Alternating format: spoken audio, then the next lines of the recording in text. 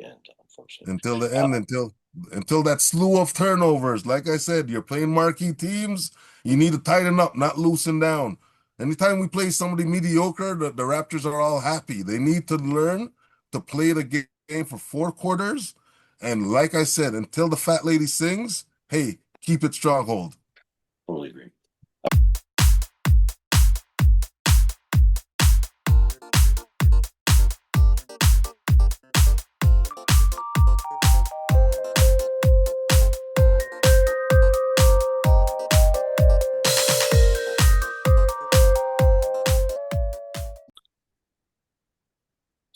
Hello, Toronto Raptor fans. Welcome back to another episode of the Raptors in Black and White. As always, we've got the coach in the house, Head Swag,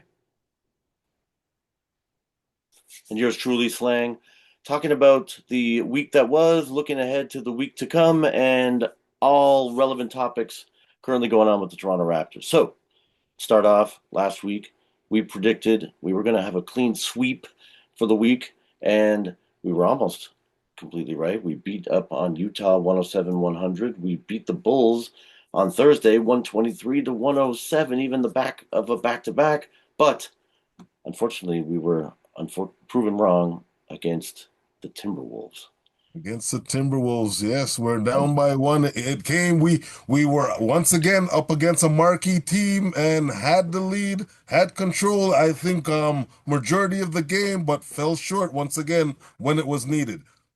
Yeah, this one was depressing. It was one of the this is the part of the problem and what the Raptors need to do, to become more consistent. They were turning it over at the end, and it was just sad because we pummeled the Timberwolves the entire game. We did great, even like All over them, all over them. We're defensively, we were getting second chance rebounds. Everything was working, and then these guys unlaced their shoes a little bit too early. yeah. Colin Murray Boyles was even like posting up against oh my gosh, what the heck is their giant guy again? The defensive player of the year, freaking Rudy Gobert.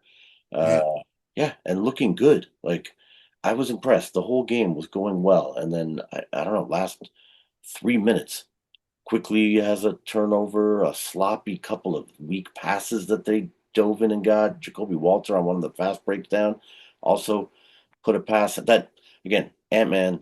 I mean, I know he gets tons of props. People think he's the new face of the NBA, but wow, that one was so quick that he was actually running back on defense, looking this way, and then Jacoby kind of went to pass it over his other shoulder, and he somehow like turned and got his hand to deflect it, which caused Deflected. Yep. another turnover. And yeah, Jamal Shed with a Yeah, couple. our backcourt did not do well at all. Lots of turnovers, like you said, tons of turnovers, and they created on those turnovers, which caused a lot of 2-for-1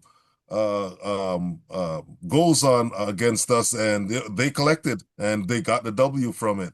The Raptors need to clean up that against, like I said, marquee teams. When it comes down to crunch time, and like I said, going into playoffs where um fouls are going to be going up significantly. Like it's a whole nother ball game. And if you cannot be clutch inside regular season, it's that much harder when it comes to the playoffs. Yeah, especially when you're playing the same team over and over again, and they can really focus in on your weaknesses. That's right. They're going to be exposed You're even going to be worse. Yeah, exposed. You said it. You said it. yeah. I'm looking here. Even R.J. Barrett also had one of the turnovers, sadly, which hate to see because we've been championing him not to get traded, and then all of a sudden he's kind of coughing it up and causing us a loss. So that was very unfortunate and disappointing. Um, but the other thing that happened this week was the NBA trade deadline came and went. And what did the Toronto Raptors do? Not a ton. We, um, Well, I sort of like that move too, because we never talked about that. I was like, we do have a winning record, and I was like, I forgot to mention that weeks back that, hey, you know what? If it ain't broke, you don't need to fix it. And it looks like that's what they went with, but we could still have added a little more juice to the punch. yeah, I watched an interview with Bobby Webster. He said that he didn't think the team was quite ready for them to make a power move. He said they were in a couple of the discussions, um, pardon me, and at the end felt like they were going to have to give up too much for where the team is at right now, they said they didn't think it was worth it quite yet to pull the trigger, which again, I guess speaks to even what we've been saying is if they can't get that consistent play, they probably want to show that they can, end the game like that game against, excuse me, Minnesota properly, and then they would be more confident to pull a trigger on getting somebody.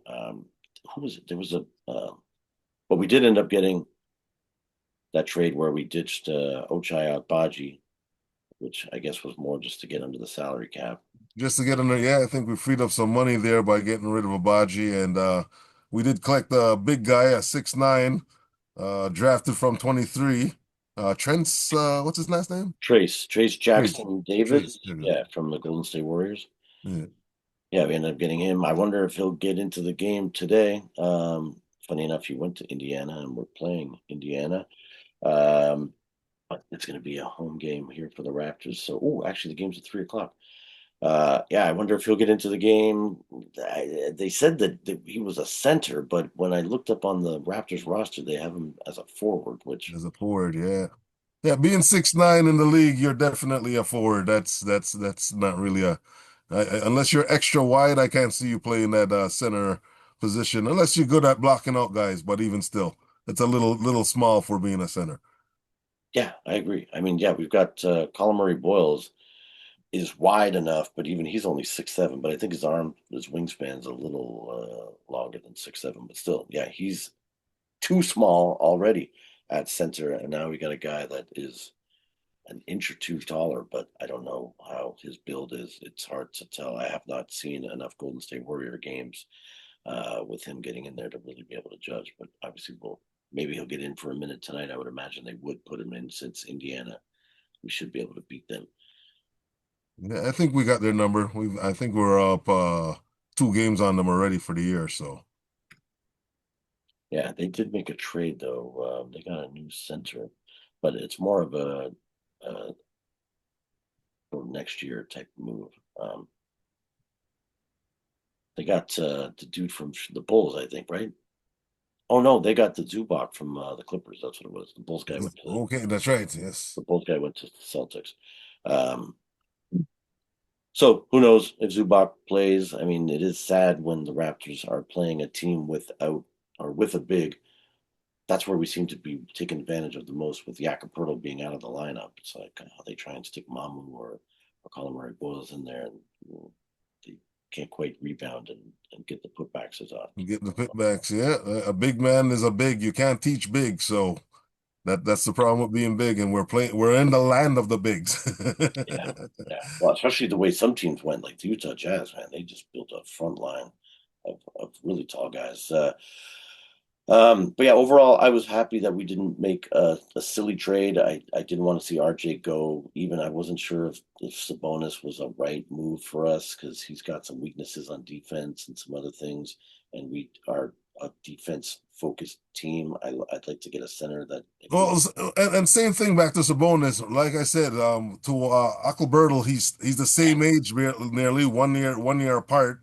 The numbers are nearly about the same, so it's like you're trading just to get. You know what I mean? So yeah, you're going to get weaker on defense and a few more points, but I don't know if that would have been worth it because the camaraderie of the team. We're going to talk about the All-Star game with Brandon Ingram, but just first, when Brandon Ingram came to the Raptors, he made a comment specifically wanting to play with Jakob Poeltl because he said they were in the same draft year, and he has watched and admired his game. He likes, the way that he can do the pick and roll and even is there for defensive and offensive rebound. So I'd hate to see when they break up somebody just for apples to apples, where you're not really making a big improvement. And the most important thing I think on trade deadline was that we did not get Anthony Davis. Thank goodness, because there was yes, most definitely, yes. talks. Yeah.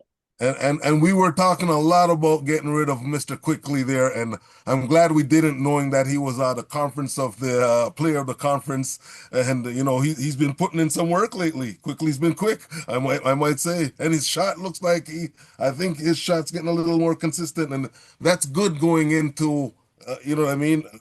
We're basically going into the All-Star weekend, and after that, everybody's gonna pick up. So I'm glad that he's starting to pick up already.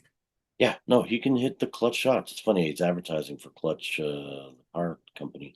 But he seems to be able to actually hit shots in the clutch, which sometimes Raptors have problems with. When pressure's on, we start clanking them and bricking them, and he is able to hit them. And yeah, you're right. You texted me after last week's episode of this saying we forgot to mention Emmanuel Quickley was Player of the Week.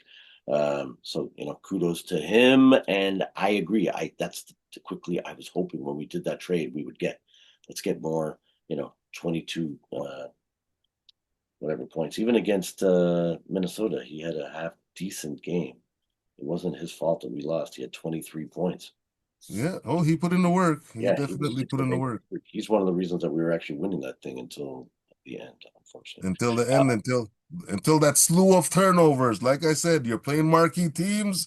You need to tighten up, not loosen down. Anytime we play somebody mediocre, the Raptors are all happy. They need to learn to play the game for 4 quarters. And like I said, until the fat lady sings, hey, keep it stronghold. totally agree. Okay, so then speaking of All Star, we've got Scottie Barnes in there, but you wanted to talk about Mr. Bi. Yes, and I want to first of all congratulate Scottie Barnes for making it because it's good to know that somebody from the Raptor land is going to represent and well deserved because he has been playing some phenomenal ball. I can't even talk right now. Yes, and what they call it, the stocks. I think he's the Yeah, leader in the stocks right now, so he's doing pretty well. yeah, he's definitely the first one to 60. I don't know where that's all at right now.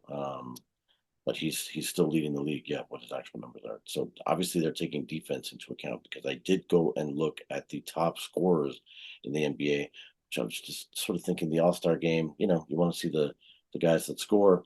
And Scottie Barnes is all the way down at 38 in the league for average scoring. So obviously his defense is what's caught people's attention there because a bunch of even Cooper Flag is not in as far as I know at this point, and he is ahead of him at 31. But Brandon Ingram, to your point, Yep. at 25, 25th in the league in scoring, and he is one of the big reasons that the Raptors are in the position that they're in. So what? Which is very funny to me. And versus, I don't want to call out any names that are on the all-star list. And yes, everybody has worked hard to get on and get where they need to get to be, but I really believe BI should have been even a reserve on that list there. Just to some names that are out there. And I think there's some guys that would agree. I'd say you're not going to call out anyone in particular for just being on the team. I don't want to call out anybody in particular because we could start off with the king, which is LeBron. We love you. You've done so much, and you know what I mean. But like you just said, it's about producing, and LeBron has been the guy, but he's not really the guy this year. Do we want him to end off in a good shape? Of course we do, but you know what I mean? When we have a guy who's here in Toronto who's giving a team a win record and averaging, like you said, I think he's averaging about 27 points a game. Like, come on. Yeah. And there's some others too. I don't even want to just pick on LeBron, but there's some others too, definitely. Yeah, well, I mean, even listen, at first, Kawhi Leonard was, shunned, and who knows if that is because of the scandal going on with that promotional company or not. I don't know why, because especially when the game is in his arena this year, you'd think they would have stuck a couple of LA Clipper guys on, but they didn't have him or James Harden there. Mhm. Um, Speaking of Kawhi, just quickly, this is totally out of left field, but I did see a thing where someone said they think the Raptors would be in a good position to get Kawhi Leonard back now that he's all upset that the Clippers have decided to basically give up by trading away Zubac, by trading away Harden. Anyway, just a Oh, just a I, thought. I never thought about that. I know it was For another thought. another Raptor podcaster person that I watch once in a while. I guess shout out to uh, Raptors. Oh my God, what the heck is it called? Raptors Republic. As I'm about to give Raptors Digest. My gosh, I apologize. There is Raptors Republic too. It's pretty good. But yeah, he was commenting that he has the way Kawhi was speaking in the media, he when he was going to leave the Raptors, he was talking about them, always referencing the Raptors. But at first, when he got to the Clippers, he was we, and then I guess asking about the trade deadline, he was saying they did the best thing for them, and it makes sense that they got younger and things like that. So anyway, he's reading between the lines, thinking that Kawhi is going to pop over here. But hey, listen, the business is the business, right? At the end of the day. So I know you went over there, tried your thing. It looked like it didn't work out, but if we want to talk a little bit about Kawhi, I think he should have stuck it around for one more year at least. You know, you got a championship with a team. I know you want to go home, but Yeah, I think one more year would have solidified to let you know which direction you wanted to really go. But you don't know unless you try, and he tried and say, "Hey, so now to come back to Raptor Town and we're looking this good. I think we got some room for him. Let's bring it on." it would certainly be interesting. I mean, if he could finish the season healthy, then maybe it would be worth it. I just wouldn't want him like he was load managed. Obviously, I think that term was practically created in his Raptor year, load management. So we know how to deal with it, and I do think we've got a elite staff for our, the managers of health, whatever the heck they're called, on the Raptors seem to be top tier. So they did. There was definitely a lot of credit given by. We'll definitely take a pissed off Kawhi because the last time he came pissed off, we know exactly what happened, right? So, hey, if we want round two of it, let's take it on. Yes, it would be interesting at least, I think, because he's like leading the league in a bunch of things. Just quickly, not I didn't mean to go down Well, this he's a rabbit hole. hooper. He's definitely a hooper, and he's still got some years in him, definitely. He's averaging 27.7, and the advanced stats were really crazy on him. Just how, as far as a contributor to wins, yeah, unbelievable. So, what we've got going up this week, we, like I said, almost got all of our picks right last week. This week, we're playing the Pacers today, as we said, at 3 o'clock. We've got Detroit coming here on Wednesday, and then we are at the Chicago Bulls Thursday. That's a back-to-back where we've got to travel, not the best. But what do you think we're going to do this week? Oh yeah, once again I am high. Listen, Bi, we got a guy in the All Star. We just went through a little trade. Things seem to be the norm, and the norm is the Raps have been rolling over teams. And once again, these are teams that I think we've got a good grip on. So I'm going 3-0 for us right now. Reno, you think we're going to beat the Pistons? I think we're going to beat the Pistons. Yes, bring them on. Definitely. They're coming to our house. Yes, that Okay, is when they're true. coming to our Jurassic Park land, the claws are out. We're taking it 3-0. All right, all right. You heard it here first. I don't have the spreads up this week, but maybe next week we'll get the spread. So, okay, cool. I would like to see a victory. Like I was actually thinking about our video last week and talking about what they're going to do with the loss against Minnesota, and it's just so frustrating that they're not predictable. Like it really doesn't have anything to do with knowing the team. It's like what is going to happen each game. I mean, that's obviously why you watch the games and why they have to play the games. But uh, we're not quite like we were in that even 2018 season leading up to our 2019. Where we could count on us for like 58, 62 victories a That's year. right. It would be exciting when we can get back to that level where you just look at the schedule ahead and go, yeah, we're going to beat all these guys. But Detroit is in first. Uh, Yep. Yep. They're in first. This is a good battle. And like I said, this is a good, nice East Side battle to prove that these guys are solidified, guys ready to box it out. I think coming into the house, these guys could get this one, man. We've let a couple slip out the hand, right? New York has slipped out of our hands, yeah. so I think they got to get one right now, man. If not, like the mediocrity, it's got to go, and I think it's going now. All right, good. I'd like to see that. I'd like to see them make a statement to the league because we are starting to slide a little bit. I mean, we were as high as second for a while. We've been sort of third, fourth, and now we've dropped back into fifth place with Cleveland's win yesterday.